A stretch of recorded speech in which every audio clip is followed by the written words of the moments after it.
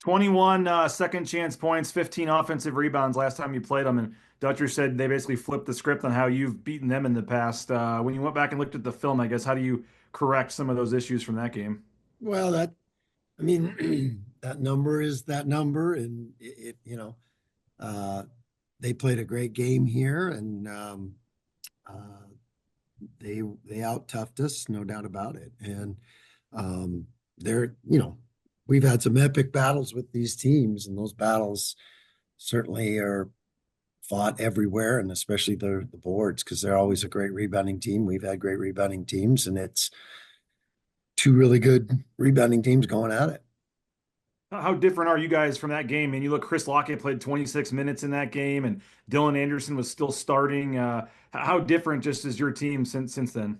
It seems a lot different when I look at it, and when I watch that tape, that's the interesting thing about a 20 game schedule is you're going back and watching some tapes that you're like, whoa, that seemed like a long time ago. I mean, we played Air Force in December and we're not seeing them until March. You're going to go like, boy, both of us were completely different teams probably from, 3 months later. So yeah, there's been a lot of changes for us. I know that. And we're just like everybody else. And I think most good teams right now are still works in progress and finding ways to get better. And I think that's where we're at. San Diego State held Tyson Degenhart, only game all season under double figures. I think 1 of 7 shooting. So what did they do to him that other teams have not? They did a good job of doubling him and getting the ball out of his hands quite a bit. And they just were really aggressive with him. He shot a lot of free throws, but um, when when your best player only gets 7 shots, that's probably not enough. How impressive has Magoon Guath been in his Yeah, development? yeah. And talking to Dutch, talking to him at media days, talking to Moya, the, I think a lot of people saw this coming of a guy that's, has unlimited potential. And, it just seems like every game he's getting a little bit better, adding things to his game. And, he's got a bright future in front of him in the game of basketball, that's for sure. Leon, how do you sort of look at the San Diego State team in the sense that you're watching film and they're playing these lower level teams and they're down by 20, they're down by 15, they're down by 17 at the half, and then they put together a 5 minute stretch that's just incredible, and they look like a top 10 team in the country, and the other 35 minutes they look like they might finish last in the Mountain West. I mean, how do Yeah, you yeah, even it's prepare for interesting. that? It's interesting, but when you look at when you look at college basketball, and when you look at Division I games, and I remember looking at us uh, this year when we played Air Force, and I'm like, God, that just seemed like a struggle. But then I look back at the year before when we had something happened here. Uh, when I look back at the year before, can you guys still hear me? Yeah. Yeah, you're good. Okay, there's something. He's got some pop-up thing. I don't know. His his coupon for McDonald's came in or something. I don't know. But you look at back at the year before when we played Air Force, they were ahead 27-25, and then we beat them by 30 in that game. And you're like, God, I don't remember that. But I just think that's just kind of not just the San Diego State team. It's just Division I basketball. You're not gonna start out 30-0, against a Division I team. And um, but yeah, I know what you're saying, Mark. This San Diego State team has had those swings that are, but they've always had that. Every good team does. They can shut off, especially a San Diego State team. They can shut off your water for a long time. And this team, man, they've done it in phenomenal stretches to be able to do some of those runs like that the way just just look completely different. It's crazy. What film do you show your players? Do you show them the first half against San Jose State? You show them the second half? Well, we're pretty, they don't, we don't, when you watch film this day and age, you're watching mostly clips because I got some basketball junkies that watch the whole games, and they are exactly who you think they would be. And so when as a team and as a group, you very, very seldom do you watch like sections of like games, very, very seldom. You might watch a game together in the film room, like when you're on the road, things like that, but you don't watch games in their entirety. They kind of do that on their own, but these guys, I'm sure, have watched, a lot of the games since we played them because they're basketball junkies. A lot of these guys, they love to watch hoops and talk about it and that kind of thing. Seems like such a long time since that game in early January, Leon. How do you think they've changed the most since then, and how do you think you guys have changed the most? Yeah, I don't know. That's a complicated question because, like you said, I think some of it is who you play, some of it is how you're playing that night, and there's always ups and downs. Even in games, there's ups and downs. So I think that's a hard one to answer because it's just all over the place a little bit.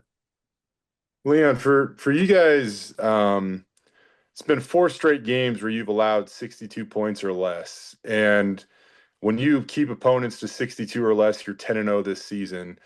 What has your team kind of learned about, these last 4 games? And it seems like, that's a go down to play San Diego State. It's probably going to be another game in the 60s with some pretty good defense. So what have they kind of learned about, winning this way? Well, I think it's a accumulation of learning about our defense and what it takes and all the, like I've said this to Bob a few times, is you make a jump when all 5 guys are connected, whether it's defense or offense. You can't make a jump if one guy's off or one, and when we were playing so many guys, it kind of lended itself to that where you'd like, oh, we got these 4 guys right, but one guy makes a mistake and then it messes things up. I think we've got 5 guys. When we have 5 guys out there that are clicking together, it's really helped our defense and understanding it better. You got to give these guys a little grace in the fact that 8 guys that weren't wearing the uniform last year. And so, as coaches, sometimes it's wrong, but you make assumptions like, oh, well, this guy will know that. Well, they don't get to pick up where Max and Buzo and those guys left off. They don't. Max has been in the program for 6 years, and 4 years before that, like he knew every terminology, every in and out of our defense, and our guys knew Max, and I mean he's just an example of how the team was connected on a defensive mindset and all the things that go into that with terminology and assignments and the I and then adjusting to each other. I told the guys, I said, one of the great things about Max is our guys and Max knew he was going to do his job, not to give you a 3, but they also knew that he was going to get beat on the dribble. And so they would cover for him, and it was a known. Well, on some of these other guys, we hadn't figured all the things they were good at yet and all that stuff. And I just think it took a little bit more time than maybe I even give it credit for. Leon, I was oh, you want to go, Jake, real quick? I got one more. Yeah, sure. I was going to ask about Tyson real quick. And, Tyson's shooting in conference play. Tyson's shooting over 40% from 3, over 60% from 2, and well over 70% from the free throw line. Now, there's only been a handful of guys in Mountain West history to hit those splits over a full season. As he's been such a selfless player throughout his career, but with, a month and a half left in this thing for him, do you go to him at all and say, like, now is your time? And if you look at those percentages, almost no shot is a bad shot, it seems like, for Tyson Degenhart. Right.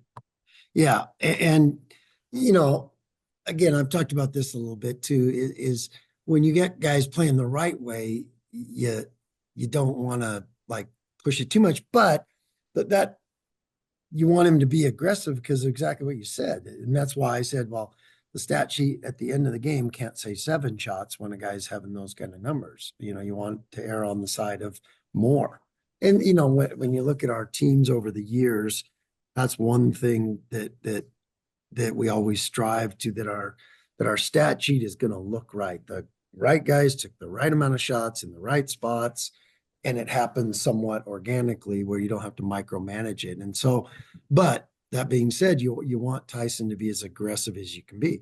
You also, but it's almost on the teammates too, to understand that. Like, you guys got to understand, when in doubt, let's throw it to number two and let him shoot. I mean, that's a pretty good strategy, and that's what our team gets pretty smart about usually, is that um, they know their roles, and then they know what their teammates' strengths are, and they can help them play to those. And that, so it's not just on Tyson, it's on everybody that he's playing with. And I think Al and some of these other guys have done a great job with that. They know, they trust him, and they should, and they want to win. And so they do the right stuff as much as they can. Leon, I was chatting with Emmanuel a couple of days ago, just talking about his whole story of growing up in the Netherlands, playing pro, deciding to come here. What was it about him that you liked so much to recruit him and basically ask for a guy to move from Europe to come here? Well, first of all, I mean, he passed the look test right away. I mean, I think if Spencer saw him, if I walked him out on the football field, I might not get him back off the football field. He is a specimen. And so he passed the look test. But then when you get to know him and get to meet him and talk to him, I just love his energy and his positivity and his communication and the way he is with his teammates. And that's really powerful. And um, that's something that we value here and protect here, because I think it's becoming more and more valuable this day and age, in the age of mercenaries. I don't want to have a mercenary situation here where guys are, we'll take up the rifles as long as there's no stress or worry or, all that stuff. But as soon as the bullets start flying, those mercenaries run. I want guys that care about each other, care about the program, caring about leaving it in a better place. And that's why, those are the teams that are going to play good in February. That's it. And there's a lot more, this has always happened, where teams are tired of each other in February, all this and that. I think it's happening 10 times as much as it used to now, with the state of how the transfers work and NIL works and all that kind of stuff. So that being said, that's where I loved Adams. I loved everything about his personality and his fit and his work ethic and all the things that matter to our culture. And that's why we're having a great time. I mean, we had to struggle through some stuff, but they're the kind of guys they lift each other up. They lift me up when we go through struggles, and it's pretty powerful when you get to coach a group like this, a group of individuals like this that can make this thing so fun in February. Leon, Dutcher's called the rivalry a healthy rivalry with you guys, because there's not any like bad blood or animosity. It's just two good teams, great games down to the wire every game, a lot of respect for both programs. What do you see from that aspect of it? Absolutely. And when I got into this league, we came from the WAC, and I got in this league. They were the gold standard, no doubt about it. And I remember my first few teams, I'm looking down at our bench and then looking at theirs, and I'm like, man, I got to have my team look a little more like them. And something that we recruited to, and we've had a lot of great athletes come through here because of the way they played and their athleticism and the physicality that it took. And it made me a better coach too, because I'd be complaining to the refs about, we touch a guy and it's a foul, and those guys they're physical for 40 minutes and they don't get called foul. Well, he coached them really good. They've going back to Fisher and those guys and Dutch, and they knew how to coach defense better than maybe anybody in the country. And they coached a physical brand that uh, that works, in the fact that how physical they are and how aggressive they are and not foul every possession. It's because they're so well coached and so well schooled in it. Well, it made me do a better job. I mean, I remember 50 seconds to go in a game, they call a hand check at half court on Derek Marks, and I'm like, how is that a foul compared to what's happening here? Well, because they taught their guys better than we were doing it, and it made me have to evolve, made me have to look at everything, and made us just become better coaches. And you ended up, you look at the last 3 years defensively here at Boise State, we've been really, really good. But it's, I San Diego State, kind of set the bar for that. Not kind of, they did. They set the bar for a national standard of defense that, that I think made us better. Leon, with regards to Al and the assist record, I know on Friday you said, you're not surprised he's almost there just because of the guys that he has around him. How much has this team made Al better? And on the flip side, how much has Al made his teammates better? Yeah, I think it's both, no doubt about it. But when you have a guy like that it's just so great to have a guy that sees the game as a coach, and I mean, it is impressive, and it's just been a joy for me to coach him, and I just love his competitive nature. That's one of the most fun things for me is I like to come to work and I like to get up in the morning and have something to compete with, and you can't wake up a day and think you're going to show up at practice and not have it be competitive when you got Al out there. I mean, at practice, I'm like, geez, I'm playing you every single minute of the game. I should try to give you a break in practice. And he'll yell at me like, I don't want out. I don't want out. He wants to just keep competing. I love it. And he makes guys better. He makes the coaches better. And, I'm pretty fortunate to get a year with him. Thanks, Coach. We got to roll, guys.